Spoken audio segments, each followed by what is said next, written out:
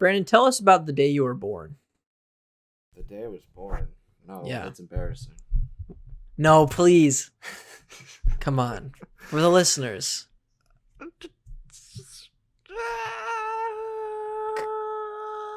Can I be the grand finale? No, we're only doing I can you. go first. All right, yeah, What? fine. We'll do everybody. Chris, tell Okay. us about the day you were born. Okay. So it was a warm spring morning on April 9th, 1999. My mother was in labor. It was at 8. I was born literally at 8:30 in the morning in Hong Kong at Baptist Hospital. Yeah, I was born into a family of 2 parents and two siblings. I don't know why I said it like that. 2 parents and 2 siblings. Yeah, that was the morning I was born, and then I don't know, what else do you want me to say? All right, so you were born in the morning. Sweet. All right, my turn. So I was born. When was I born? March 18th, 1999. I was born with my umbilical cord wrapped around my head, and the famous story is my dad said I looked like Bert from Sesame Street, and I almost died, and I probably have some sort of brain damage because of that, which probably explains a lot of things. The listeners are probably like, yeah, that explains a lot of things. So, yeah, that's my epic origin story. Brandon, tell us your epic origin story. When I was born, I do not know the time. I would say around noon, but I'm not entirely sure. But the way the story goes, on April 6th, 1999, my mom had the quickest, most painless labor she's ever had in her life. Out of the 2 kids she's had, so that's pretty cool. So it was just quicker and less painless than the first one. Yeah, That tends to happen. and it was very like, it was like one push and I was out. And then Well, yeah, you probably slipped out like a skinny shit, you know, like whoop, because you're such a I think string I baby. bet Ethan, you coming out was like this. Because I had the cord wrapped on my head, and my head looked like a fucking eggplant. And Brandon was just.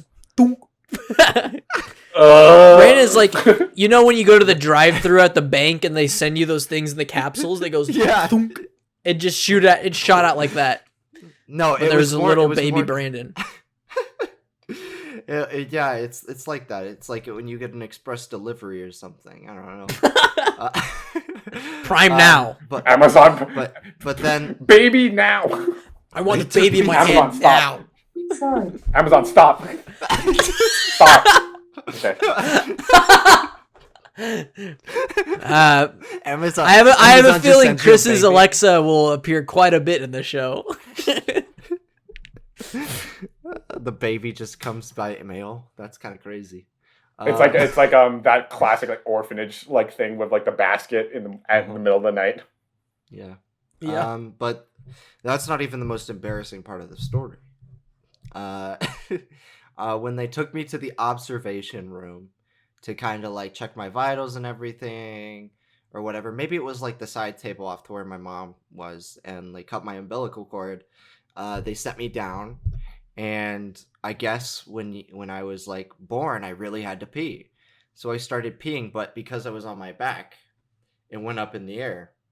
And not only did it go up in the air, it went up in the air in an arc, and my mouth was open because I was crying because I was just born. So the pee, I started choking. I love how like these stories got progressively more like mine was the most tame, like Monday morning, Yeah. like a nice little morning, and then Ethan was like, I almost died by my umbilical a cord and body pissed in horror. his mouth. John Carpenter's The Thing ass fucking scene of me coming out. Yeah. And then Brandon Brandon came out fast. I mean, that explains your piss fetish. So, I mean, hey, there's an origin story for that. So, and yeah, so that's why we told our origin stories today, ladies and gentlemen, and all folks of all genders. We are talking about origin story movies here on the Stacked Podcast. origin stories. What is an origin story? What does that mean? I think the origin story can be interpreted in a lot of different ways outside of just like a superhero. I think we most attribute them to superhero films, and I have no doubt we'll see a lot of superhero films on this episode. You'll definitely see a couple from me, but I just want to know, guys, is like, how did you determine what is an origin story? You know, because there's got to be some rules. You know, there's got to be some rules to what makes something an origin story. So, Chris, I'm curious, like, what did you consider when picking films that are origin stories? Yeah, when we picked this topic, I was actually surprised by how much more tricky it was to nail down that definition than I originally thought it was. Because I immediately was like, oh, you know, superhero movies, stuff like that. But then I started being like, well, what is an origin movie? Like, that's a very broad term. But I think like the distinguishing factor is that the film either sets up either a character, a world, a narrative for future installments, or is a depiction of something in the real world, or it literally just shows a story about a certain thing and like and how it came to be.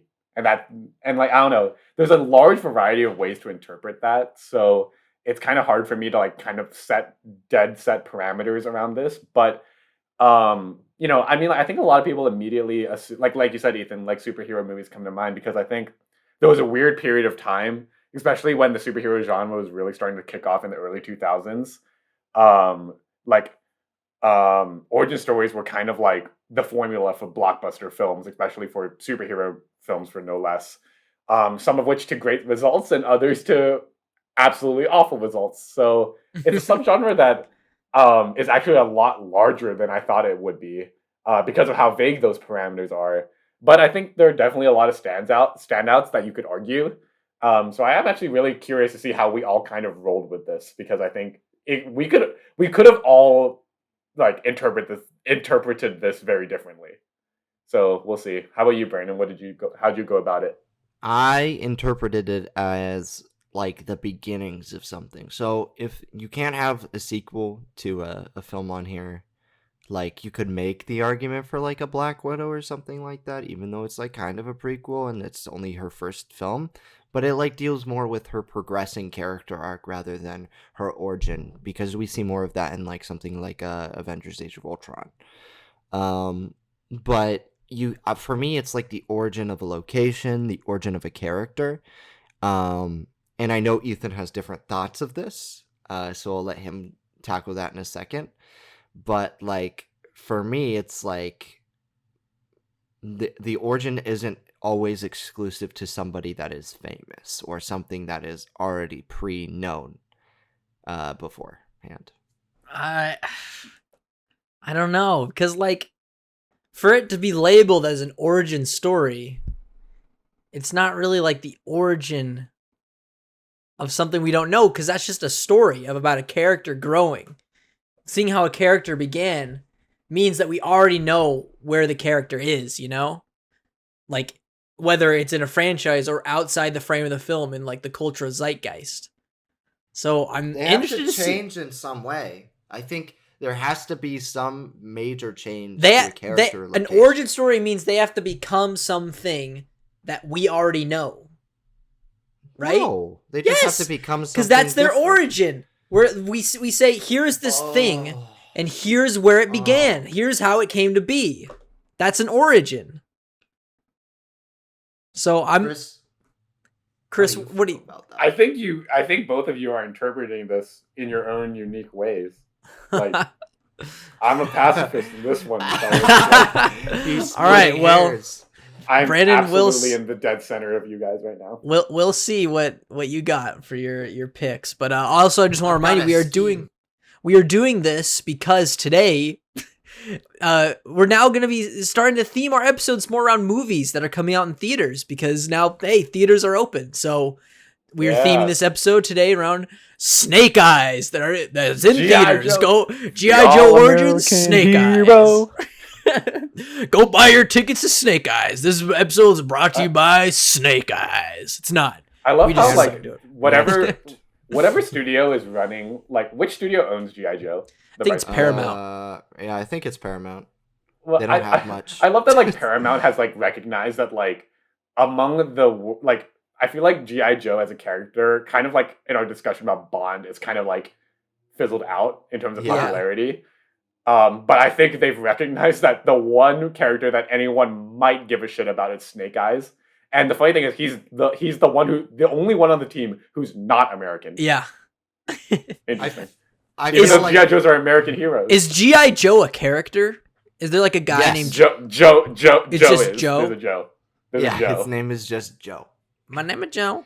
Okay. My name is Joe. Well, it was Interesting. Channing Tatum did play Joe. No, he was no. He was Joe? Duke. He was Duke. Oh, There's- it was Duke. In the Bruce Willis is Joe. Oh yeah, but he was only in the sequel, right?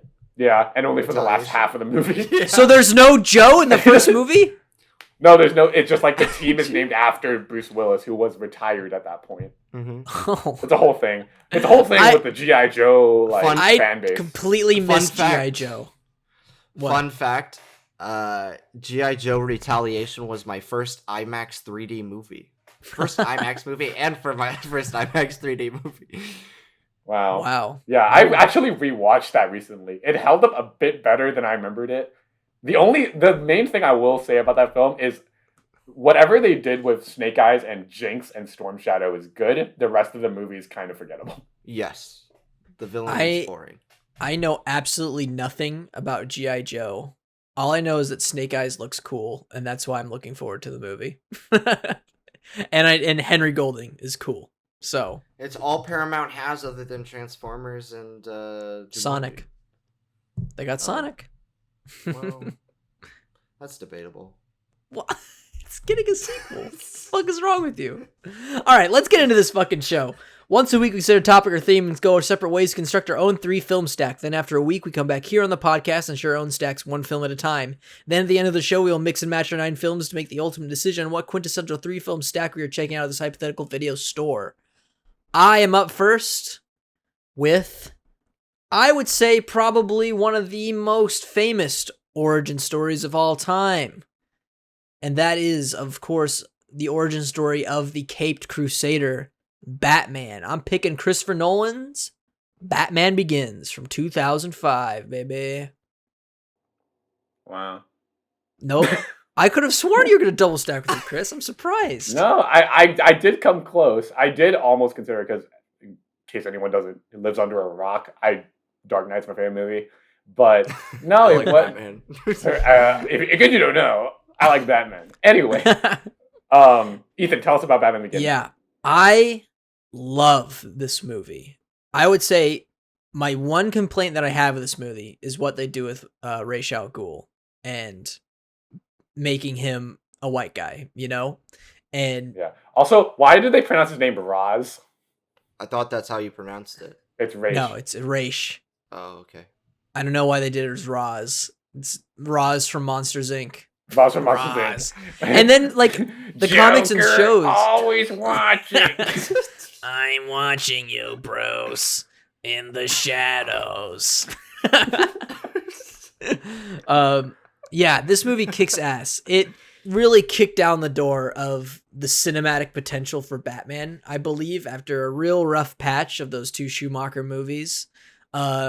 Christopher Nolan really just stepped in and gave us this insane journey of how we can ground Batman in a live action setting but also by throwing in some really cool fantastical elements by introducing one of the coolest villains ever, I think, which is the Scarecrow, played by what's his Underrated. name? Cillian Murphy. Killian Murphy. Cillian Murphy. Yes. I just love the arc that Bruce Wayne goes through in this movie. Sort of, you go through his anger and sort of like the spectacle of his journey to become Batman. Sort of, it parallels like his emotional journey, you know, where he's in like a really dark place. He tries to kill the person who murdered his parents, and then he sort of self-exiles himself from Gotham and goes on this journey to find the League of Shadows. And the sequences where he's training, I think, are shot beautifully. They use some really cool set pieces.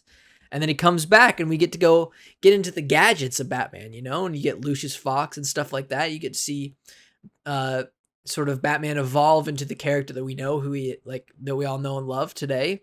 And then we get to see some really cool shit with the Scarecrow and him going into Arkham Asylum, Um, I love the Nolan version of Scarecrow. Like, just that mask, I think it's a pretty good costume piece. And the fear gas works well. Like, when it's sprayed and people see Batman as like this demon, I think it's really cool. And yeah, I love this movie. It's like, I think it's really overshadowed now because of The Dark Knight, and people just don't talk enough about it these days. And I think it's great. What do you guys think of Batman Begins? Well, I like you said, Ethan. I'm definitely one of the people that kind of guiltfully does allow Dark Knight to overshadow this film because that film has been raised on such a pedestal. But I do acknowledge it. Yeah, I do actually really like Batman Begins. I think it does a really good job of showing how this character came to be and give us like I think like one thing that I was very much missing, like when I saw like say Val Kilmer as Batman or George Clooney as Batman, or honestly I dig the Tim Burton Batman films. So but like the like one thing I really felt like was missing was giving me what does Batman really stand for? Because there is the, of course you have his rules about guns and you have like how he, will never give up on like protecting innocent people and whatever. But what this film does really well, I think, is kind of show us his motivation on a deep level, on a way that like I don't think at least growing up, I hadn't seen before. Yeah. I really felt like I got to understand why does Batman do what he does, and it's because he is compelled by his desire to ensure that nothing like what happened to him never happens to anyone else ever again. And there's like such a cool nobility paired with that, and I think they do a really good job of articulating that. And paired with like one thing I really admire about Nolan in these films, even though I don't like Dark Knight Rises, is how you have like Batman is always put up against the villain for Batman is always someone that signifies the complete opposite of what he's dealing with narratively. And in this case, it's fear. He's overcoming fear with Scarecrow. Yeah. And yeah, I think they do a really good job of that. Yeah, I mean, honestly, I think it's a very well-made movie. It just for me, is overshadowed by Dark Knight, but it is a fantastic origin movie. So I totally get why you picked this. Right on, Brandon. Yup. I remember watching The Dark Knight. No, The Dark Knight was second, but I remember watching the first two Batman movies back to back. So I didn't watch the Tim Burton ones. I had heard the reputations of the two 90s Batmans that we don't talk about. I mean, we should be talking about one of them. But in terms Borny of like Batman. Yeah. One could say. But I remember this was like my first like big superhero thing outside of Marvel movies, So like this was my first DC project that I ever watched other than maybe 1977 Superman. And I walked in on my dad watching Superman 2. So when I did watch these, I remember being really impressed and like liking them a lot. And I watched Batman Begins and Dark Knight back to back because my dad and I found both in the bargain bin at Walmart for like $5. And it was like the summer that Dark Knight Rises came out, but we never went to see it in theaters. So I never saw a Batman movie in theaters, actually. Oh. Now that I'm thinking about it, we're gonna see one next year. I'm not gonna let you see that in theaters. Actually, I'm gonna do everything in my power so you will never be able to see Batman. You will never see Batman on a big screen, Brandon. Well, I have seen him on the big screen, just never in his own solo film. Yeah. Thank you, Zack Snyder, I guess. But in terms of like the actual like Batman Begins and stuff, I remember thinking Batman Begins was so good, and then you watch Dark Knight, and you guys are like totally 100% right. It overshadows Batman Begins. But I thought originally Batman Begins was so good, and then you watch that, and then it just blows it out of the water, and then you watch Dark Knight Rises, and you're like, oh, that's a disappointment. And then it comes back up a bit. And then it's like, oh, okay. And so like when I when I go back and revisit it, it's like very hard to watch it knowing what like comes after. But like it's a very compact movie. Like it tells the origin properly. It's not like tasteless or anything with how his parents like die. It doesn't do what the 60s one does, which is all camp and ignores the origin. And I really appreciate that, you know. I think the villain having Scarecrow rather than like the Joker, Scarecrow and Ra's al Ghul. Raish. Ra's al Ghul. You're gone. Yeah, all two of those. Those two guys rather than like somebody like the Joker or Penguin or Mr. Freeze or the Riddler, who are like by far more like popular Batman villains, is like a brave choice, and I really dig it. Yeah. One thing I also do appreciate a lot about the Nolan trilogy is they do dive a little bit into not necessarily like not they also jump into character like villains that aren't like super villains. That you have like the mob bosses, and you even have like the corrupt cops, which especially at the time was like, thank you, someone's fucking talking about this. But yeah, It's very Batman grounded year in one. like a realism. That's right. Yeah, and it was so weird. I don't really remember this, but like they teased the Joker at the end of that movie, remember? Yeah, the card. Yeah. And it's weird to think about that people had no idea what was coming, you know? Like what Joker Yeah, they this were was gonna before get. like setting up sequels was like a huge thing. Yeah.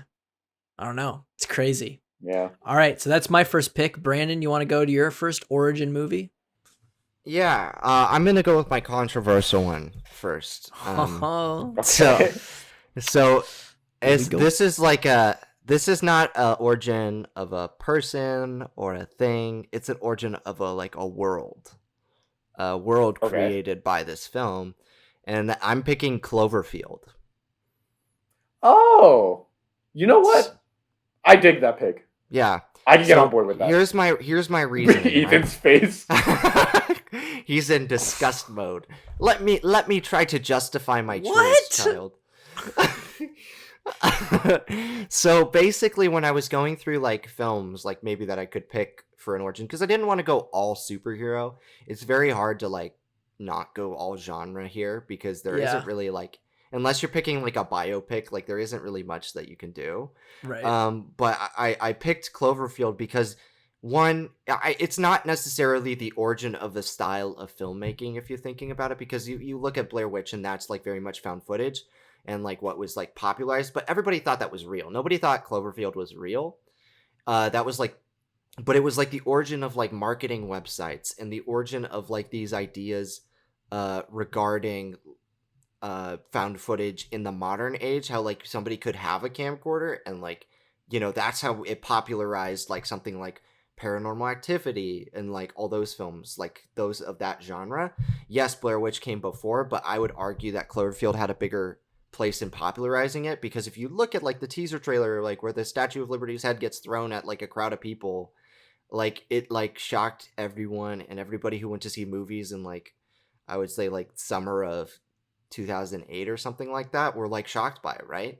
But not only that, it's like the origin of this world and of this like tone where it's like super sci-fi, super confusing, like because you don't know like what is up with all these alien occurrences on Earth. You've got that with the sequels, 10 Cloverfield Lane and the Cloverfield Paradox. And while one of those is not very good, I'd argue that Cloverfield very much sets the stage for this kind of weird sci-fi world. So yeah, that's why I chose it. Chris, are you gonna defend me, or are you gonna let Ethan No, go I'm off? no. I think okay. Actually, I'll let Ethan go off first, and I'll see how I feel in the middle. Because I bought in. I buy that. But let's hear Ethan's counter argument, I guess. I don't. First of all, I don't think this was like the first big found footage. Like, I think that was Blair Witch. Like, everyone has their Blair Witch story of when they saw it for the first time in theaters. Like, that I was... don't. Well, because we were too young. So you don't remember. Exactly. But exactly. Fuck you, Ethan. But you're talking about a whole film movement here, and you're not doing your research. Like, everyone talks about, like, the first time they saw Blair Witch theaters and stuff like that. We went to Werewolves Within, and Sam Richardson talked about that as his most, like... his most highlight film experience in theaters. I do agree that the marketing was big. Like everyone talked about the marketing for Cloverfield, but I think it pushed a genre that was already established, so it can't be an origin for that sort of movement. And it's not an origin for Cloverfield because nobody had any idea what Cloverfield was. You know, nobody knew about it. For me, I don't think an origin has to be pre-established because here's the thing: like it sets out. Is 400 Blows an origin for the kid who's now free? Would you call that an origin story? No, but it's different because is Shawshank Redemption an origin story for fucking? Okay, but listen to me. Here's what the characters in those movies don't go through a significant enough change, and the world around them doesn't go through a significant enough change to qualify for an origin story. In Cloverfield, you have a before and you have an after. You have a world before these alien monsters and you have a world after these alien monsters. And these people in these movies have to deal with that every day, you know? And that's what's so fascinating about it, and that's why I consider it an origin story, because there is a before and an after. But there's a before and after and everything. Yeah, but not in do you look at do you look at Shawshank Redemption and you say, wow, the Andy Dufresne's character outside of maybe his mindset changes? No, he doesn't physically change. He doesn't. No, you're wrong. What? You don't think that character changes at all? No, I didn't say that. Yes, you literally just did. Okay, but look at the origin stories that you guys are talking about, with superheroes, right? Yeah. Is Bruce Wayne a superhero before he goes to have his training with Ra's al Ghul? No. Okay. He's a bad person. This is my point. He changes. Yes. So is Shawshank Redemption an origin story for? Yes, but in a significant enough way to change the way they operate in everyday life, where you can for example, becoming a superhero or having everyday life change. For everyone around Andy Dufresne, does life change? Yes, I think he makes a big impact on all their lives. That's not I don't think not for the people outside. Clancy Brown's character? Not for people out. Well, yeah, no shit. He didn't have no impact on the world. Does Batman have an impact on the world? No. Does the Cloverfield monster have a big impact on the world? Of course. Yeah, so did 9/11. But you're not calling that an origin story for fucking. Come on, man. But that's I'm doing for a sci-fi thing. All right, Chris, you want to talk about it? Well, I think so hearing both of you guys have that discussion, I think the main delineating factor between how you guys interpreted this prompt is whether or not prior context for this thing is absolutely required to create an origin. So, take we said, Bruce Wayne. That's an example of we have prior context because I think we know Batman. Because we know of Batman, but here's the thing: not everybody does. Yeah. Yes, a lot of fucking people know and love Batman. That's absolutely true. If true. you went to go see Batman Begins, you knew who Batman was. Okay, yeah, and you go into that. But if you went to go see, when you go to see the Tim Burton ones, do you know who Batman is? I don't know if you. Yes, you do, but they don't tell an origin. Well, they don't tell an origin in those Burton movies. So if you did, it's. But if we now say I took my dad to Batman Begins, my dad doesn't know shit about superheroes. So if I took him that is a straight up no context thing for him. But he's not who's Batman? He's he literally is. He's I've never heard of this. What, Batman? He's just who's Batman? He would probably say who's Batman. But no. I think my dad. Keep in mind, my dad's very out of touch. Anyway, call your dad right now. But I think but ask him who Batman is. Bruce Wayne. Honestly, should I call him right now and ask on the podcast? Do you think he'll pick up? Do you think he'll? He might. No, he actually might. If you call him, just say, "Have you ever heard of Batman?" Okay. Do you want me to actually do it? Yeah. Is he gonna hang up on you or be mad if you like say? No, I'll Quick. no, I'll tell him like, Dad, my friends and I are having a discussion and we need your input. Yeah. Okay. Pause the podcast and then just start playing again when my dad and I are having a conversation. Okay. Hello, Chris. Hi, Dad. I'm doing something with my friends right now, but we have a question to ask you, and I just have one question. I think I already know the answer, but do you know who Batman is? Who's the Batman? See, he doesn't know. There you go. No. What? No. We were just talking about like how many people know this guy. But yeah, we were just talking about that. You mean the original one? Or... Just any of them. No, I don't. That's Because okay. it changed several times. He knows the existence of a character, but doesn't. That's doesn't okay. know That's what I'm specifics. talking about. He knows that character Anyway. exists. Okay. Thank you, Chris's dad. Okay. Thanks, Dad. I'll explain why I had to ask you that later. Okay. Bye, Dad. Bye. Bye. See, he knows that character exists. I wasn't saying he doesn't know anything about it. He knows Batman exists. But like, I'm sure just purely as a film. I didn't know anything about Batman before. Yeah, like purely as a singular film. So you're Surely 6. someone out there does not know who Batman is. Yeah, there is. Yes, of course there is. I know plenty of people who don't like comics or movies who are like, oh, I would like to go see this movie because everybody's talking about it. I experience that all the time at the movie theater. And it's like, you don't need to have like a preconceived thing. But the majority. To have an origin. I'm talking about the majority here. I think the majority of people know. The majority of the people that they're selling this movie to know that this character at least exists. Let me ask you a question. Yeah. In 2015, did people know who Ant-Man was? No. But they knew the Marvel Exactly. Universe existed. They knew the Marvel Universe existed. Yeah, okay. No, you guys They are- saw Marvel You Studios. guys are never gonna settle this conversation. All right, Chris, let's go to Chris, what is your opinion on it because you haven't really said.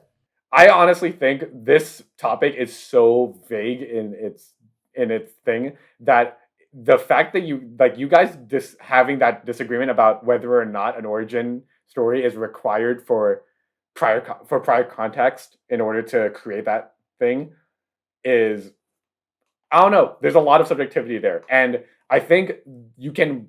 If I had to dismantle all that, the only thing I can ever think of as like the describing factor for what is an origin film is a depiction of how something or someone or whatever came to be. So, Can I read the definition of an origin story according to Wikipedia? Well, what are words though? Like who You can't pull who's that putting words in bullshit. No. You can't.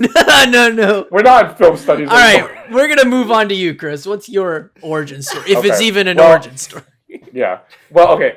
I will say this: 2 out of 3 of my films are very clear, clean, like origin films. Like those 2 are not. I'm gonna go into the one that is probably the one that might have some debate because Okay. it's kind of similar. Because we're already there. We're already steaming.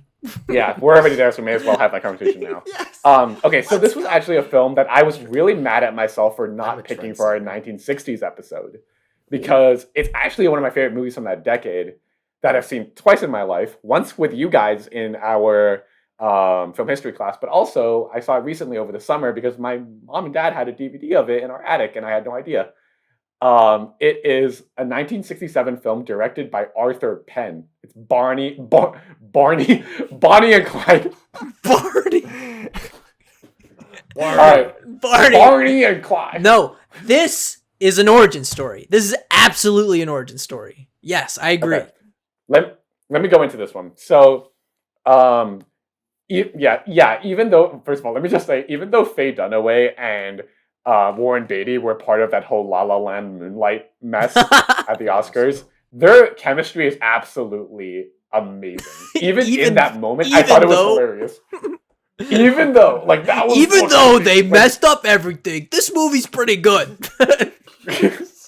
I think that's one thing a lot of people can agree is that those two actors have incredible chemistry, and I consistently found myself buying into every line delivery and every interaction they shared. Like I felt like anytime they were on screen together, it was magic, and I completely yeah, absolutely. Never had a moment of doubt that these two were fantastic together. Um, yeah, and like also random tidbit, Faye Dunaway was recently cast to star opposite Kevin Spacey in an upcoming movie. So we'll see how that goes. Anyway, so I keep going on weird tangents, but yeah, this movie came out in the 60s, so this was right around when, well, mid to late 60s. So this was right around when the studio system was starting to dissolve, and the counterculture movement in America was really starting to come into full force. And yeah, and as complementary to that, the film's rebellious themes and characters really resonated with people at the time, and almost really carries over into now because that kind of culture has kind of found its footing into the future as well. And it also, on top of that, you also get a really excellently delivered critique of American like capitalism, economics, and social materialism. Um, and the film really is all about discussing that like this really broad spectrum of how we classify things, whether that be prejudices on a racial, economic, or even there's a sexual level to this film where Clyde is going through impotence, and the film is unabashedly rebellious and anarchist. Like there's a lot of like fuck the man kind of attitude to this film, and especially for me as someone who is like oftentimes a pacifist when it comes to stuff like this, it's hard not to get swept up in that mix because all you ever want to do in this film is join with these guys and give a big fuck you to the man when you're watching it. It's kind of like Joker in that way. Anyway, yeah, funny. God. Yeah, so funny. So funny. Yeah, and of course, this film isn't without its flaws. I definitely think the editing in this film needs a lot of work. I feel like the film does go through a lot of like moments where moments are either held on too long or held on not long enough. But like even then, like a lot of the slower scenes I actually do really like. So balancing that anyway. Yeah, I do really like this film. It is probably my favorite, if not one of my favorite movies from the 60s. And we all saw this together, I think. Yeah. What do you guys Film think aesthetics. of Bonnie and Clyde? Yeah, this movie's a banger. I thought this movie was pretty good. Yeah, it really, because everyone knows, like everyone has the saying of like, oh, they're like Bonnie and Clyde, like, but they don't know what really these characters, like what really what's the story behind them. And that's why this is an origin story, because you see these two individuals come together. One was sort of already an outlaw, but then he ropes in this girl, and they become sort of the most famous outlaws in American history. I would say probably up there. It's like top 5 most famous outlaws. Yeah, and the performances are great. Like you said, the chemistry is great. And I find that odd that you don't like the editing. I think the editing is like, that's what makes the film so sharp and like unrelentless, especially in that final sequence, Okay, yeah, I will digress. That final sequence is perfectly edited. Yeah, because we analyzed the hell out of that in my class, that last sequence. Oh yeah. And, no, this was like one of the first films out of the production code, I believe. I think that's why we watched it, is like to show like what people could now do with violence in cinema. Well, what was the topic for this? Was this film history or film aesthetics? I think it was film aesthetics, but we talked about violence. Was it violence for film aesthetics, or was it like 1960s counterculture and studio system, like end of studio system for film history? I don't know. I'm fairly sure, because I don't have it in my film history ranking. I think it was film aesthetics. I feel like that was I don't know. Anyways, Brandon, what do you think about Bonnie and Clyde? It's a good movie. It's a great movie. Tells an origin. Yeah, I agree. It also tells the end. Yeah, it does. Yeah. The origin. And So yeah, that's the thing. But it's like the origin of the legend. The legend that is Bonnie and Clyde. Yeah. I honestly, with all of these origin picks, regardless, like I agree with Chris in the respect that like not everybody's gonna know everything. Like even if like they haven't even heard of these characters, right? So, um, to say that, you know, I'm just saying. I'm just saying. People aren't gonna know these characters. And it's not like they're gonna be predisposed to like having an opinion. But all right. Chris, it's a good pick because it is very unique. You rarely see like an origin story outside of the sci-fi genre or out of the superhero genre that makes sense like that, and it is like very much their origin and their conclusion. So it is like a full journey you have. Yay. Oh yeah. All right. Oh yeah. So let's get into the second round here with my second pick. It's another superhero movie. It's my second and last superhero movie on this stack. This is a movie that became sort of self-referential and reflexive on the origin story, and I'm picking 2016's Deadpool. Double stack. Hey, Deadpool! Here we go! Oh yeah! Hell yeah! Deadpool. Yes, Deadpool is such a great origin story. He was not expecting that. No, I was not. I was not expecting that in the slightest. But I'm happy to see it because this movie's awesome. It has been a while since I've seen Deadpool, and I kind of want to rewatch it again. Like, maybe man. we should do it after the pod. Maybe we can do Don't call it a comeback. I've been here for years. it. But like this movie just kicked the door down.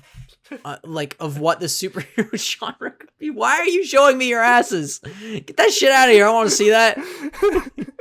Yeah, good thing this is an audio only podcast. Jeez.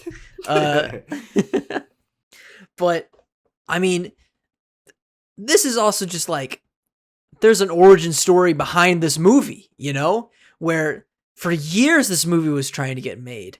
And Ryan Reynolds was like always behind it, like defending the project and everything, trying to get it made. And then there's the famous day where that test footage got leaked and everyone lost their minds, you know? And Reynolds leaked it himself because he knew like everyone was going to go crazy and that people like Fox were going to say, okay, we'll make this movie. And then they made the movie and it's absolutely amazing. I think what makes this movie work so well is it's kind of like a romantic comedy.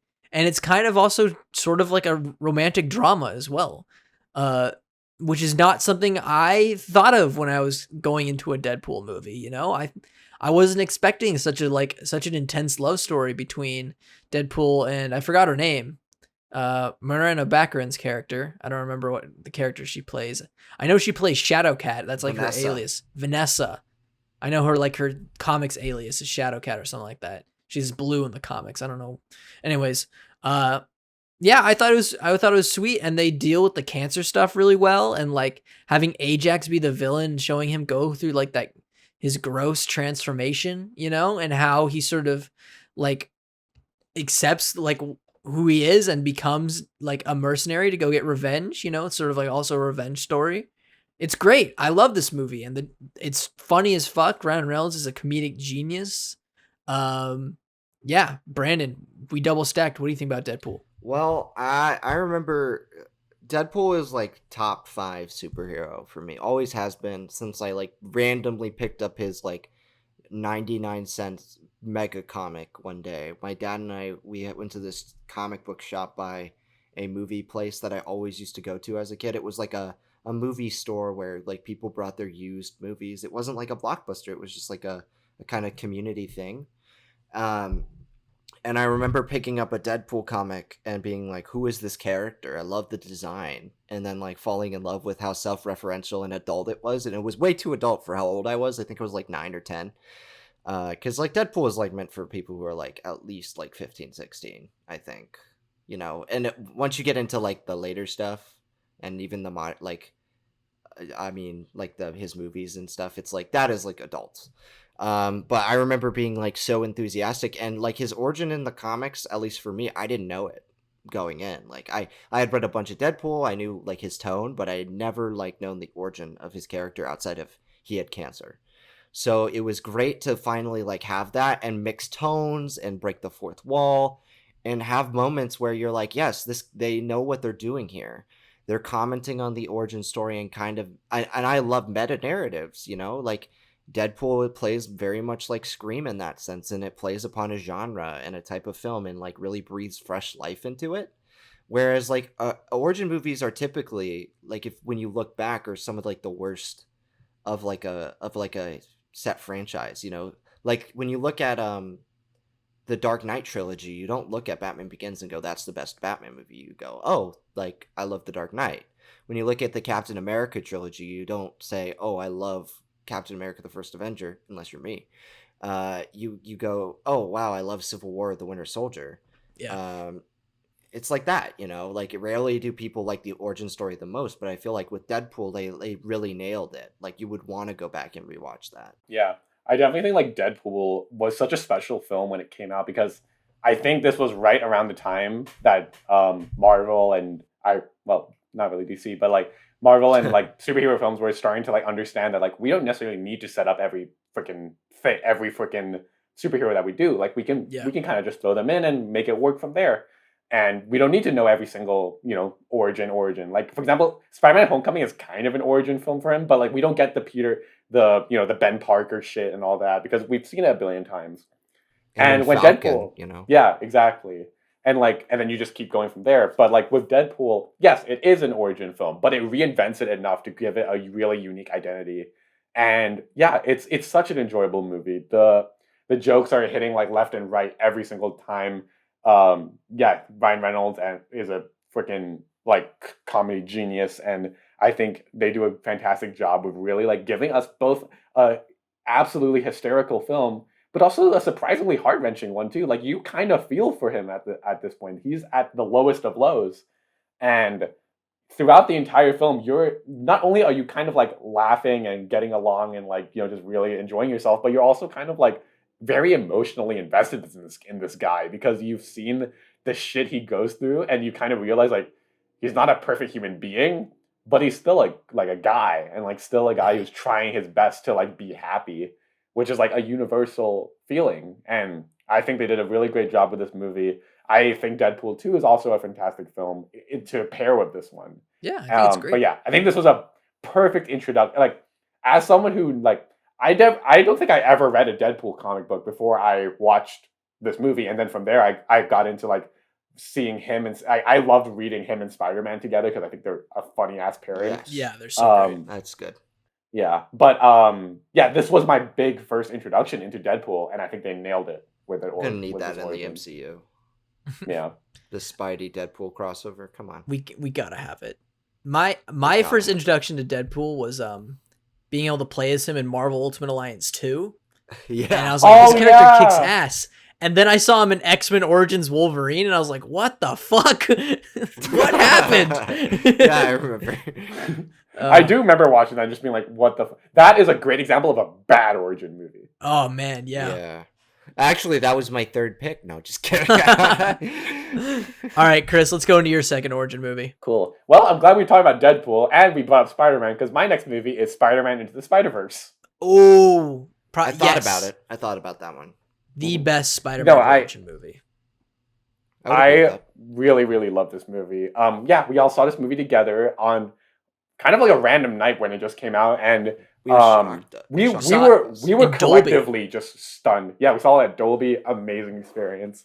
We were just collectively stunned by what we saw because I think like like for example, like Spider-Man has been, as everyone knows, Spider-Man has been one of, if not my favorite superhero growing up and to this day. But even I can acknowledge, especially at the time, Spider-Man was kind of getting a little stale, especially with like the whole Peter Parker narrative and everything. Like I feel like the world was really craving something to reinvent the character and give it something unique and something like cool and modern.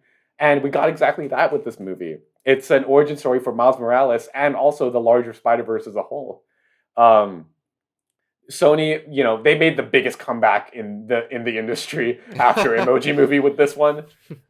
We've talked about that before. And yeah, I'm glad they really did something special. And, on top of the films like earth-shattering music and the most like literally like genuinely innovative animation style. Like every animator has talked to me about that film and told me like this has shaken like the foundation of the animation world because it's such a unique way to do it that we haven't like I'm sure we've seen ways to do like we've seen those techniques been used, but maybe not in this way.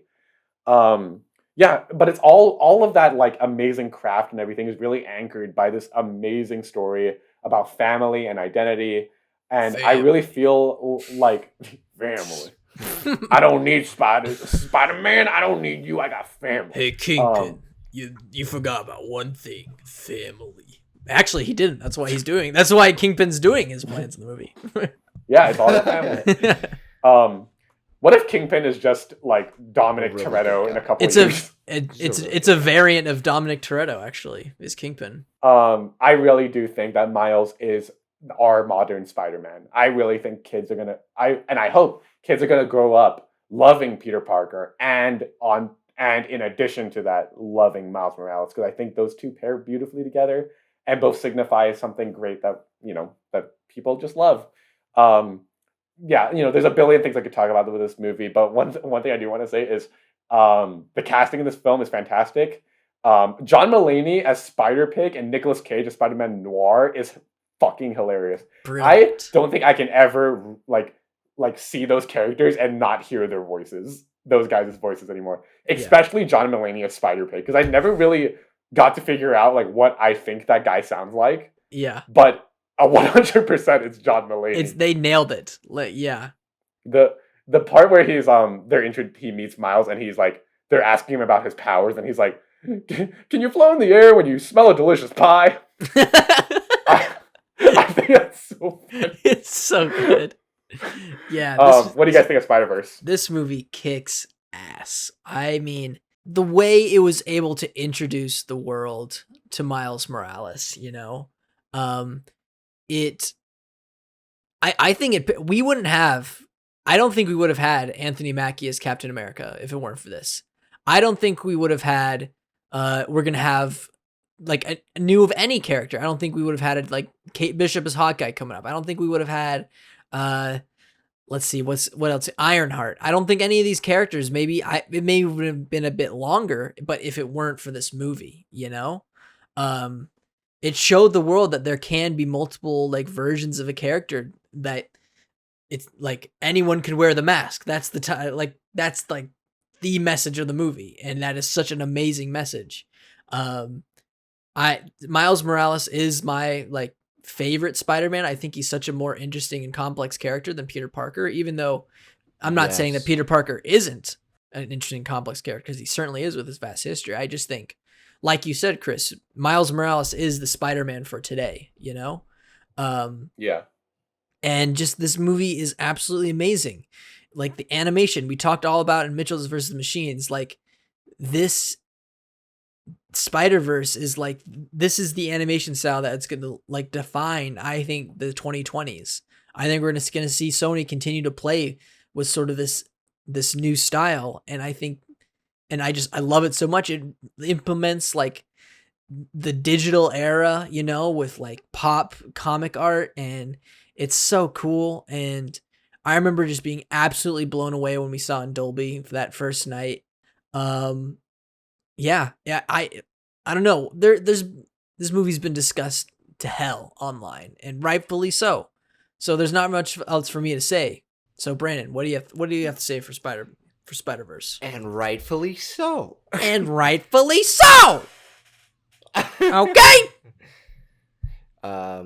So I really like this movie. I almost chose this for this stack. Because I'm not even a big Spider-Man guy. You guys know this. But I remember watching this movie and being like kind of stunned by it. Because the trailers were not that great.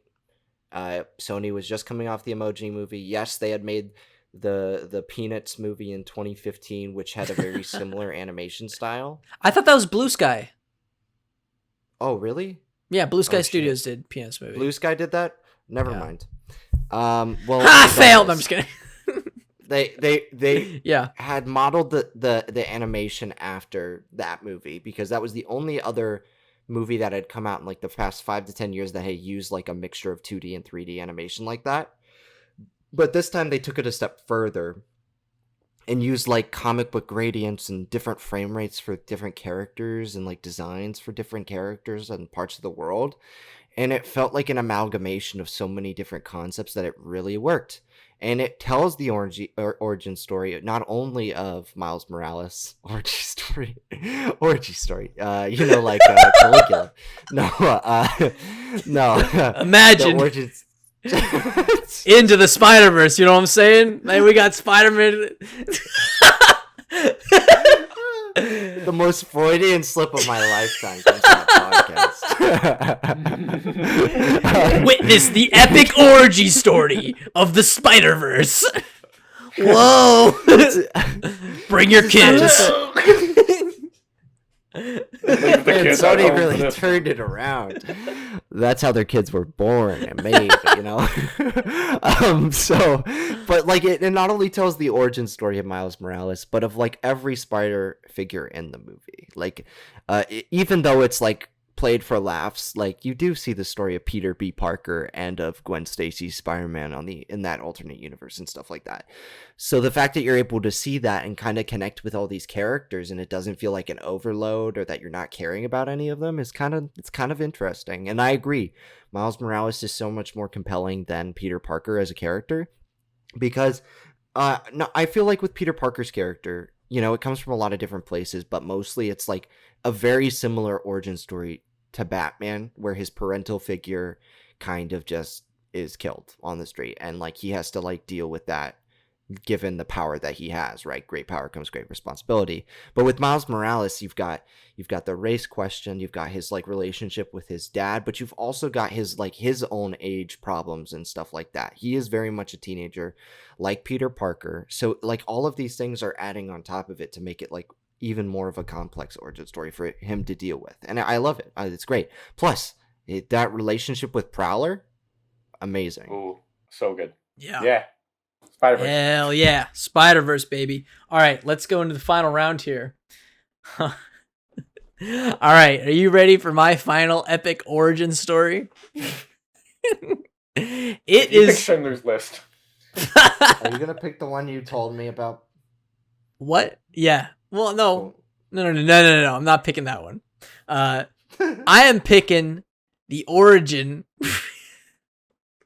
of one of the most iconic things on planet Earth. That is McDonald's. I'm picking the 2016 movie, The Founder. The Founder. You picked The Founder? Hey, it's a good movie. Very John Lee underrated. Hancock's The Founder, starring Michael Keaton. It's pretty good. It's a good as movie. Roy Kroc. It's a good movie. This was like one of those January. Nobody's talked about this movie since 2016. Yeah, it came out in January of 2016. I remember seeing it and I was like, hey, that was pretty good. And then never thinking about it again until I was thinking about Origin and I was like, remember The Founder? Like that was the origin story of McDonald's. I don't know. I loved seeing like the humble beginnings of this restaurant, seeing like some classic burgers, and seeing how what were the brothers' names? They weren't the McDonald's brothers. Sorry, I didn't. The Kentucky Fried Chicken brothers. What? That's why you don't know. They're the KFC you don't know. You brothers. know Ray Kroc. No, they are the McDonald brothers. What are you talking about? Yeah, I was like, wait, I was like, what are you talking about? It's Ray Kroc and the McDonald's brothers. Yeah. So yeah, Ray Kroc finds these McDonald brothers and their extremely fast way of making burgers. They like made a device that can like shoot them all out at once, like the pickles, the onions, the ketchup, and the mustard. And Roy Kroc, he was a milkshake salesman, so he used his savvy businessman ways to sort of like both make this the most profitable food related thing probably on the planet, but also sort of like show the scary and the bad shit about capitalism and like stealing people's ideas, because then you start to see the drama between the McDonald's brothers and Roy Kroc and how he sort of was like a fox in sheep's clothing, Yeah. So McDonald's, I thought the burgers in this movie looked good. I love me a classic burger, and I love like I love retro McDonald's. I don't know. There's something about it that's just like, it's so pleasing to me. So Pure. yeah. Remember when you were a kid? Even though I wasn't a Yeah, I kid do. during the 80s or 70s or 60s when I liked the retro McDonald's. But I thought this movie was pretty neat, and I don't think we'd ever talked about The Founder on this show, so I decided to bring it up. The Founder. What do you guys think about The Founder? Underrated. Honestly, very good movie. Yeah. Nobody talks about it. Nobody does. Everybody saw it, but nobody talks about it. Yeah, I do think this is actually a very good movie. Like you said, Ethan, I think they do a really great job of like you said, that sequence. There's a sequence in this film where there are two sequences in this film that really stick out to me. It's the one where Ray Kroc, I think, goes to McDonald's for the first time, and he sees how the operation works. He meets the McDonald's brothers. The moment where he's handed the bag of food and he's like, "Oh, I just ordered." It's like, "No, it's yours." And it's like, Yeah. "Oh, what should I eat? What would you get? You got any utensils?" Like, "No, just eat it straight out of the bag, throw it out after." And then just the look on his face and him sitting on a bench. Something about that was just really mesmerizing to watch. I don't know what it is. And then the process of them making the burgers is really mesmerizing. And then you get this really great montage where you see the McDonald's brothers and their employees at like a park, like with chalk on the floor, like really planning this shit out. And it was just, for whatever reason, it's a very captivating movie. Yeah. In a weird way, I kind of see it similarly to Social Network in the way it's kind of like shows you like it's endlessly entertaining, but also like you really get a dark and twisted side to this, and you really get to understand like Ray Kroc really screwed these guys over. And I've seen like videos of the grandson of one of the McDonald's brothers, like he's like giving a tour to a reporter of the original McDonald's place, and like he's like, "Yeah, we don't really talk about that just because it's a very sensitive topic in my family, because it like Ray Kroc kind of like destroyed them." And yeah, it's a fascinating story about how like probably one of, if not the most, one of the world's most well-known fast food brands came from a pretty dark place. And like it's an internationally recognized, like that's like, I grew up eating McDonald's and I'm from the other side of the fucking planet. Yeah. So yeah, it's an incredibly interesting story. Isn't that crazy? You don't even have to like it. You don't even have to like McDonald's to like this movie. It's not a movie that glorifies it. It might actually help if you don't like them. Exactly. Exactly. It's like a villain origin story if you think about it. It's like Joker. It's like Joker, but better. Yes! It's like Joker, but with burgers. I think the reason why this movie didn't make a big impact is if you look at like when it came out, like, January is usually the month of Oscar season where like one movie stands out and takes the cred. Like you look at like The Big Short that did that, Vice, like those Adam McKay movies that come out in January. But that year you had two. You had Patriots Day and you had this, and neither really got the spotlight. And with The Founder, like, look at it. It's such a good, well-made movie. Really good editing, solid production design, great performance by Michael Keaton. I know you're laughing, but I really like. No, I'm laughing. Can we watch The Founder after this? It's on Netflix. What, Ethan, I own this movie. Well, let's watch it with Blu-ray. Chris on Netflix. Come on. So I have a story regarding that, by the way. So at the mailroom when I started working there, Suckbay had. Brandon, what the fuck? What the? No, Brandon, that's gross. Okay, we're moving on. What? I thought it was kind of cool. All right, let's go to your final origin I just story. love DVDs, dude. But you can't stick your Okay, never mind. Yeah, what's your?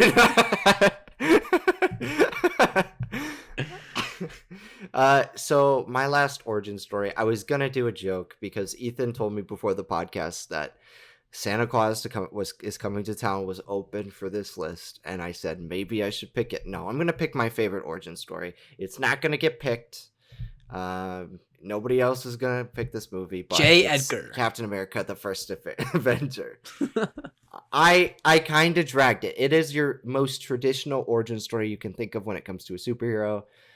I mean, honestly, this is like by the book, but it is so by the book that it's good because they, you know how some origin movies adapt the tone and it feels different from the original comic book. You've got like Iron Man, or like even Superman is a little different from its origin. You know, Man of Steel is much darker than the original origin. And then in Iron Man, it's not even technically the same origin story for Tony Stark. Um, but with Captain America, it is not only like beat for beat story wise, like the origin story of Captain America, tonally and stylistically, it also is. They nail the post World War or the World War II, pre World War II attitude of these like American heroes or whatever. Joe Johnston knows how to play into it like it's a classic movie. He kind of uses like a similar color palette to like Technicolor back in the day, where like yellows, reds really stand out among the rest. And yes, there are some like more gritty moments that definitely modernize it for a modern audience, because if honestly, if you didn't know who Captain America was, you look at the movie and you think this is just shitty propaganda, but it really isn't. Like if you think about it, it's more of a commentary on the American system and how we hold up idols, which is why I love it so much. But also it's like a great origin story. Like think of the character of Bucky, think of the character of Captain America and the mission they go on within this movie. Yes, it's good versus evil, but it's also just like a terrific story about like friendship and about like a character arc and not having something change something about yourself, that you're always going to be that person um, that you were, no matter like if you get a superhero serum or not. So yeah, I love this movie. Bro. I definitely like actually have grown. Sorry, No, Ethan, you wanna go. No, you go. I've actually really grown to like this movie a lot more as I've thought about as like Captain America has become like more of a character in the world of Marvel. Especially now that Falcon has taken up that mantle. Like I think there is a very immediate. There's a lot of people I think have an immediate jump with Captain America to immediately just be like, he's just the American. Fuck that guy. And He's like, boring. That's yeah, like something you hear a lot. yeah, because Captain, like, immediate when you look at the guy, the first thing is like, guy with a shield, like, fuck that, I'm bored. But like, Fuck that. Yeah. but like I think like one thing this movie does incredibly well, especially when placed in the context of all the other films and like Captain America as a character, is that I think it does a really good job of showing us where Captain America as a character and as an identity began. And because I think that's what makes Captain America such a compelling character to me, is that throughout those three films especially, you see how like he has transitioned and how he has kind of unlearned a lot of the things that he had to learn in World War II, and like kind of had to like realize like the world is different now, things have changed, and you kind of have to learn to adapt and everything. And like, so when you look at Captain America: The First Avenger, you really start to realize like this is like I think this movie, at least to me, is best viewed not necessarily as a Steve Rogers movie, but as a movie about Captain America as an identity. Because I think with that in mind, you start to think, okay, in this movie, you have the Star Spangled Banner man that is Captain America, and you're like, okay, all American hero, all about that patriotic American shit. But then when you realize like this is a movie that encapsulates that identity, and then when you view that in context with all the other films, it takes on this new meaning of like, this is where he once was, the origin of that thing. And then when in relation to all those other films, that's where he goes. It's still the ideal for him. Like if you think about it, like his character always strives for this perfect ideal of what could be, but never is, because nobody ever lives up to that potential, because he's the only one who's ever been that Steve Rogers. Baron Zemo says that in Falcon and the Winter Soldier. There's never been another Steve Rogers. Like nobody can be that guy. You know what I mean? Mm-hmm. Bro, the summer of 2011 was like one of the greatest summers of my life as a movie fan. I remember counting down the minutes until I was able to see Thor and Captain America in the theaters, because I was so excited to see those characters on the big screen for the first time. I know there was that shitty 90s Captain America movie that came out, and I think I did see that movie before that one, and I hated it. But I remember, do you guys remember the Flickster app on iPhones? Yes. Yeah. Mm-hmm. So I remember going to the upcoming movies and scrolling all the way down to the bottom and seeing Captain America and Thor, and there were like no posters for it or anything, and I'm like, they're making a Captain America and Thor movie. Oh my god! And like That's how I felt about Cars too. that's what you saw Cars too. And then when I saw, and then the day when I updated and then I saw The Avengers, I was like, what? They're making an Avengers movie? Like that's how I found out Marvel was making movies, because I didn't really know how to use the internet then. Like, what was I? I was like 7 years old. No, it's 2011. What? I was 10 years old. Would have been I was 10 years Would have been, old like, in like 2009 2000. I was looking at it in 2009, and there was no posters or anything for it. You know, they just announced that they're making those movies. Because I was just off the high of Iron Man 2. I remember that. So actually, because it's 2010, so it was 11. Wow. Anyways, yeah, I know. I Imagine really being like. off the high. I really liked Iron Man 2 when I first. I really liked all. I thought these were all the greatest movies when I saw them for the first time. Thor, Iron Man 2, Captain America. I didn't see Hulk in theaters. I watched that much later, and I was like, okay, that's fine. I remember I was thinking it was the best. Like I remember dressing up as Thor. We had a superhero day, and I dressed up as Thor, and I had the Mjolnir that I bought at Toys R Us, and I remember fighting everyone, and the kid dressed up as Captain Canada decked me, and I fucking got the wind knocked out of me. Anyways, Captain America. Wait, what? Yeah. It was like I was challenging everyone as Thor. I was like, yeah, who dares challenge me? And this kid, like, he had a bunch of Canada themed hockey gear, so he decided to wear that, and he's like, I'm Captain Canada, and he just charged me and decked me with his hockey gear on. And I went flying across the field I had a red bed sheet on, like a blue t-shirt and my Thor hammer. And I was like, ah! and that's the origin story for how you met Milo. Just kidding. Now I met Milo. He was my cousin. I've known him since he was born. No. Captain America. I think this movie's pretty good. I like it a lot. I like Captain America a lot. I don't think it's amazing. I think my one problem with it is that it is way too many montages. I know that's like an ode to classic film, but there's a lot of montages in this movie, and I would love to see those gaps in time explored of Steve on the battlefield as Captain America. I remember the concept art that they teased for this movie was Steve like in D-Day, you know, with the shield and everything. And we only saw that in like montages, you know, and I think it would have been a lot cooler to see that in action. I don't mind it. I don't mind it. Well, yeah, because we do get a lot of cool stuff with Red Skull. I think Red Skull's a good villain. You know, I think he's one of the upper villains of MCU, if I'm going to be honest. Hugo Weaving does a great performance and great prosthetics. And of course, it gives us Chris Evans as Steve Rogers for the very first time, and he's like such an iconic character now. Cast. Like no one ever would have guessed it, but it's perfectly cast. Yeah, and yeah, it's a solid film. I like it. It's a great movie. Great movie. Does CGI head on? I was just about to say, kid bother you? No, I thought that was great. No, it's amazing. They did a great job. Like I remember, I was about to say that, like, Cody, this is actually a big inspiration for him. Like this is a film that, especially for its time, was incredibly innovative for what it did with like shooting. Like they shot every scene like twice, once with like the guy. Like Chris Evans as tall, strong Chris Evans, and then the double who's much smaller, and then just superimposed his fucking face over it, and flawless. They did an amazing job.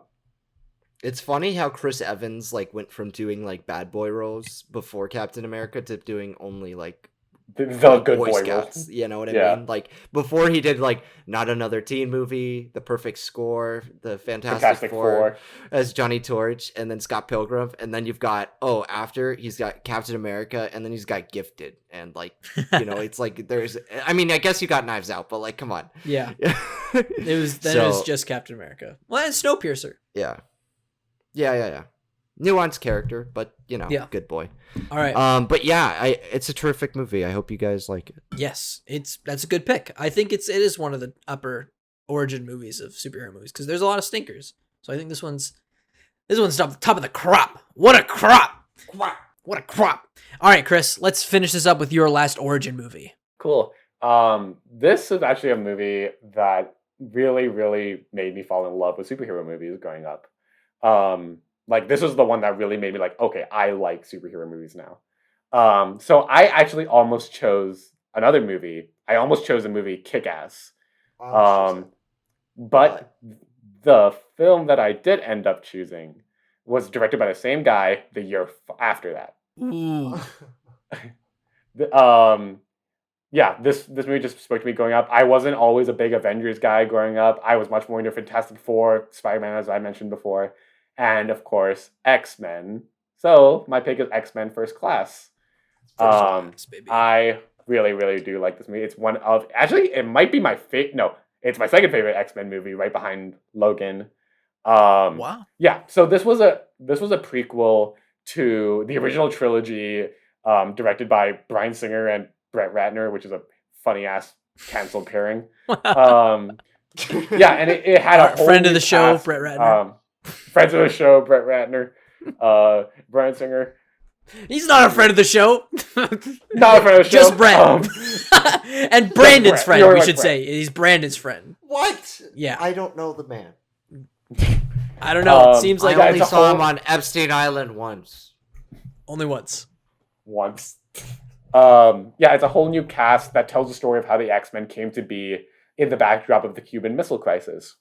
Yeah, so like on top of being just a really, really fun action adventure espionage film, we're also treated to a really interesting like dissection of both Charles Xavier and Eric Lensher's perspective on how mutants should exist in this world. Those characters I think are absolutely amazing. I like watching the two of them play chess is like watching the Olympics for me. I don't know what it is. And like Chris doesn't like sports very much. I don't like sports. Hey, I watched the Euro finals and I watched well, Phoenix lose that one game, but they'll By choice? kind of get to that later. Okay. Anyway, yeah, so those characters of Professor X and Magneto have such a great dichotomy that, and to the point that both they themselves, their fellow mutants, and us as the audience we're kind of forced to confront the situation and think about how do we feel about this. It's no secret that the mutants as as characters are often stand-ins for like marginalized social groups. Whether that be in the sense of like race, economics, LGBT minorities, like that lens combined with the 1960s era counterculture of the 60s that was the setting of this film made for an incredibly riveting experience, because that entire film I kept thinking about like, why does Charles feel the way he does and why does Eric feel the way he does? And when those two come to a head, you really start to understand, like, yes, I think most of us like would say we feel a lot more for like how do I put this? We set ourselves a lot more with Charles, but we always understand why Magneto feels the way he does. And I think that is really, really great. And the film itself is like a lot of fun and everything. Yes, the villain is incredibly one note. I honestly kind of hate him. But a lot of that is really made up for by the film's focus on those two central characters and what they represent. Yeah, I think it's a really fun movie. Those classic yellow and blue like suits that they don at the end of the movie are probably some of, if not absolutely, my favorite superhero costumes I've ever seen. They're comic accurate. Yeah, very comic accurate, but still kind of like they have that still cheesiness grounded to them, but also still because still, they're still like this looks real. parajumper like jumpsuits. Yeah. Yeah. What do you guys make of X-Men First Class? Best X-Men movie other than Logan. Completely agree. I think First Class is better than Days of Future Past. Same. Yeah. Same. Yeah. I think Days of Future Past has not aged as well as people give it credit for. What? To be honest. It's great. Yeah. It's a fantastic. It spends too much time like basking in how cool it is to have both eras of X-Men next to each other. Yeah. Telling like a more compelling story. It's cool. It's a cool movie, but I remember seeing it the first time being like, that was amazing, and then rewatching it a few times and being like, yeah, it was good, I guess, but like First Class is so much more compelling. Chris is right in that perspective, I think, because it's like Magneto's origin is like so sad. You know, Yeah. Oh yeah, Eric Lencher's Holocaust nightmare is just they show that like the scenes of him at Auschwitz in like every other X-Men movie. yeah, but in this It's one just- it's so impactful. This one is very grounded, and when Yeah. his mom in that scene. Yeah. Yeah. But it's just so good. Like you see the origin of like this whole like society of underground superheroes almost, you know? And it feels like a kind of like a 60s like movie, like a 60s monster movie if you think about it, because like it's like imagine if like Frankenstein was made in like the 60s, because it's a misunderstood character. The X-Men are misunderstood characters because they are, like you said, in the minority of this society, and having that paralleled against a changing tide, because the 60s, you know, to quote Dewey Cox, like a time of big change, you know. You know, things are happening. You know, you have the Things do be civil rights movement. You have the civil rights movement, you have Vietnam, you have like this youth counterculture movement. You know, all these big things that are happening and changing, and that is all exemplified here. You have new blood coming in and sort of changing everything, and that it works for the franchise too. You've got new characters in the leads, or new actors in the leads, with James McAvoy and Michael Fassbender, who do a terrific job. I mean, yeah, it's great. They do just as good of a job as Patrick Stewart and Ian McKellen, which is crazy. Like, No, they do a better job. you think they do a better job? I would actually say they might do a better job. Yeah. Okay. I don't think Except in Logan, Patrick Stewart. I think is the better Patrick Stewart's the better Professor X, but I will say that Fassbender's the better Magneto. I think that's the case, because Oh, it's so hard 'Cause- because they're That's fair. they're so like different in like, because their ages are so different, and the Yeah. way you can feel the natural progression from one to the next, but they're still different enough that like they feel like different characters. right. In a weird I way. feel like they just ran out of things for either era to do. Like at the end of the X-Men era, like Apocalypse and then Dark Phoenix, they ran out of things to do. Last Stand and whatever movies that came after in that Fox X-Men universe, they ran Mhm. out of things to do with their characters. you Yeah, know? that's true. Yeah. But like, it's so interesting also to know like the history of this production. Like, this was originally just supposed to be X-Men Origins Magneto. That's what this movie was going to be called. It was just going to be a Mhm. Magneto origin movie, and I'd still sort of like to see that. But we kind of got it here. Like, I love Professor X, Magneto, Beast, and Mystique are like they're probably the big four standouts of this movie. The rest of the X-Men are just like take it or leave it. Really, You tell me you don't like Angel, I don't you like don't like Havoc. Havoc. You don't What like about Havoc? guys? You What don't about like Darwin? Darwin. The one person of color on their team, and they kill him He in like, the dies. first second. So Dies no, I so guess mad. I guess Zoe Kravitz is Angel, and she's a person of color. But But he anyways, has such a cool set of powers. yeah, and Why they couldn't he have immediately adapted? kill him, and we're like, what? Yeah. I remember watching that and being like, wait, why couldn't he have adapted to that? Yeah, it makes no damn sense. But it's just to establish, whoa, Kevin Bacon, bad guy. Whoa, That's And- kind of a weird choice too. yeah. Kevin Bacon as a villain, weird. Yeah, that was a choice. weird choice. But yeah, I What's think this this movie's guy? dope. I think I prefer Logan, Days of Future Past, and Deadpool over this, but it is definitely I don't really consider Deadpool, you know, the X-Men are in it. barely. If you consider Logan, then you gotta consider Deadpool.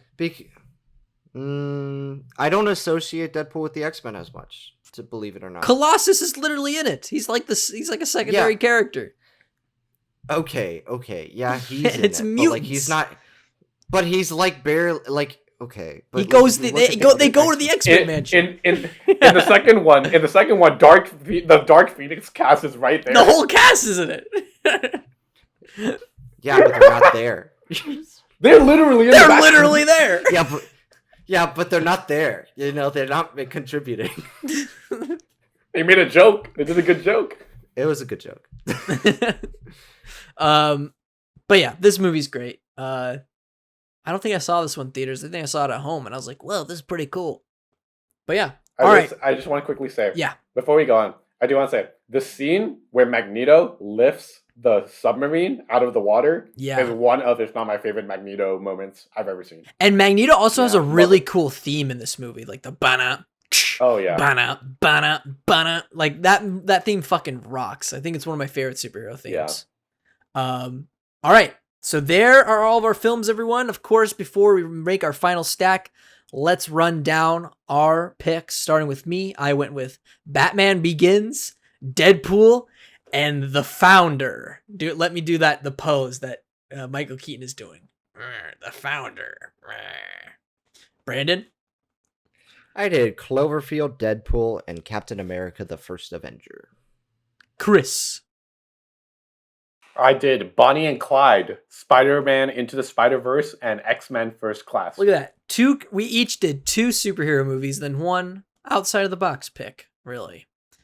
Except for Brandon's was just outside the box, around the curb, down the street, 40 miles away. What? That's how outside the box it was. It's good because if you think about it, it's meta. I've been thinking about it. We have a meta one. We have a meta one already with Deadpool. Oh yeah, so we already know Deadpool. I think it's gonna be on. We gotta have a traditional, yes. I think, origin story to like kind of parallel the meta one. Because if you don't have the context of one, then you can't have the other. Mm-hmm. And then I don't know. We should choose something non-superhero. Can we do? I think Spider-Verse should be our traditional.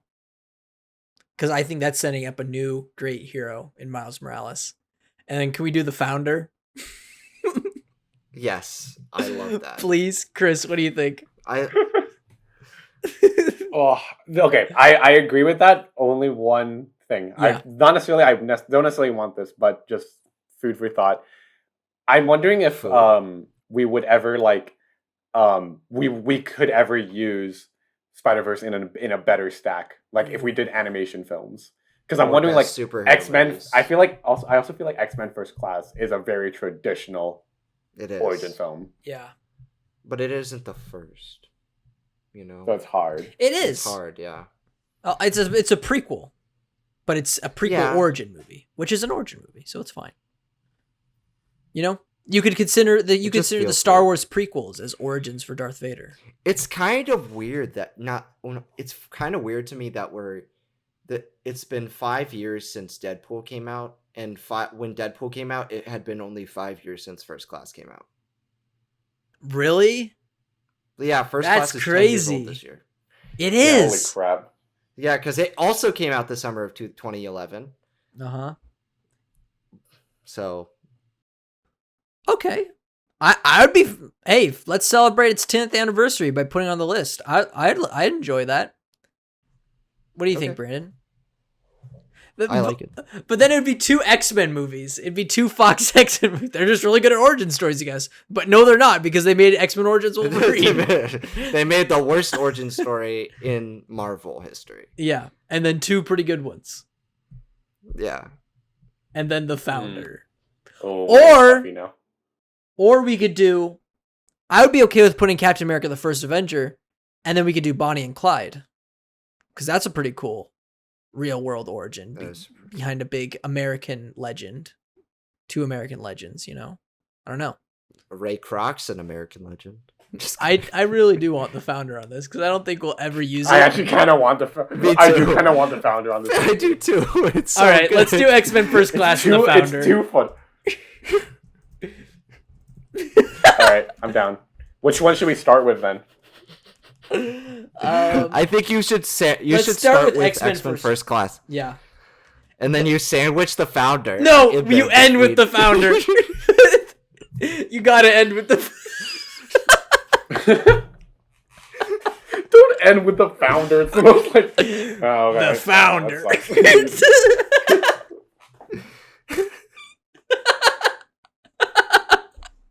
I gotta look up this poster. He's just standing there. In front of the golden arches, And what is that smile? Yeah. What is that smile he's doing? He's like... That reminds me of the Click poster with Adam Sandler where he's airbrushed. I know, he does kind of look he was so airbrushed to that poster. Holy shit. Michael Keaton. Yeah. The Founder. It's a good movie. It's a good movie. It's just a funny movie. It's funny like Joker, I think. You know? Funny movie. Yeah. Capitalism funny. Very airbrushed in that one. He's not even alive in that one. They're very similar. Yeah, they are. All right. Yeah, why Michael is Keaton's Founder and face. Birdman are so Look up the similar? Spotlight poster. See if that. No, just kidding. No. Fine. Let's sandwich the X-Men movies with the Founder. That's fine with me. Because if you end with the Founder, it's kind of awkward. You went through all these superhero movies and then you end it. Oh, so that's how McDonald's came to be. As if it was like one congruent like storyline, right? You have the beginning, middle, and end. You also have like a superhero origin with Deadpool. Yeah. A super villain With the Founder. with Founder, and then an anti-hero. superhero and villain with Xavier. Yeah. With Xavier Okay. and I go with that. Let's try to fit the Founder. Who made the Founder? You said it, John Lee Hancock. No. Like what company? The Weinstein Company. Oh. Shit. That is a supervillain. That is a That's a supervillain. Supervillain. Gotta be like Jack Dylan Grazer and Shazam. All right. Let's run Also an down. origin story. Let's run down our official stack list of our quintessential origin story movies. Starting with Chris, what's our first origin story? Yep. Our first film is Matthew Vaughn's 2011 film X-Men First Class, a really incredible dissection of the characters of Charles Xavier and Eric Lehnsherr as Professor X and Magneto, respectively. A very philosophical and socially driven film, but also an incredibly fun and exhilarating action-adventure espionage film. And our second pick is The Founder. You ever want to know how those delicious burgers were made? Watch The Founder, baby. Michael Keaton is the Founder. We made a burger today. We did. We made lots of burgers. We could have competed with The Founder. We made 8 burgers. We made 8 burgers in like 10 minutes. Wow. Look at that. Let's start our own McDonald's, huh? Come on. All right, Brandon, what's our last film? I'm gonna call our sandwich change stacked. The stacked burger. We should make that. Yeah, and make a picture and put it on our Instagram. Yeah. And Twitter. Sorry. Our last pick is a meta-narrative, Deadpool. It is a anti-hero origin story, so the antithesis of both of our first 2 picks, and it also comments upon the medium in a very nice way. Deadpool. All right, let's try. What would be on the stacked burger? The stacked burger. Come on. All right. It has to come in 3s. It has to Ketchup. come in 3. No, if we're No, trying to get something it's gotta be- legendary, 9 Real. patties. 9 patties. All right. Yeah. So the stacked burger has. All right. For all you folks on, it has 9 patties. It has blue. 9 slices of cheese. 9 slices of cheese, but it's blue cheese, like the logo. It's blue, right? Even though blue cheese isn't blue. But it's actually American cheese. But it's just dyed blue. but we call it blue cheese. Oh, that's so gross. We call it. But it's blue cheese. But not like that blue cheese. It's American cheese. It's just blue, okay? And then it's got mustard on it. And then mustard. And then the cherry on top. No, there's no ketchup. It's just blue and yellow. No ketchup. So it's blue cheese and mustard. And then to top it off, baby, you know what we got to put on there. We got to put that DVD of Grown Ups right on the top. All right, binging with Babish. Where's that burger? Make it. 9 patties, each with blue cheese and mustard, and then a Grown Ups DVD on top. Enjoy your... That is not hard to make. We could very easily make that. Should we make our own binging with Babish like parody where we make the stacked burger? All right, everybody. If this video gets 100 likes, we will. If make this the video stacked gets burger 100 video of us views, eating it. we'll make it. 100 views, just 100 views. We don't even need likes. Honestly, yeah.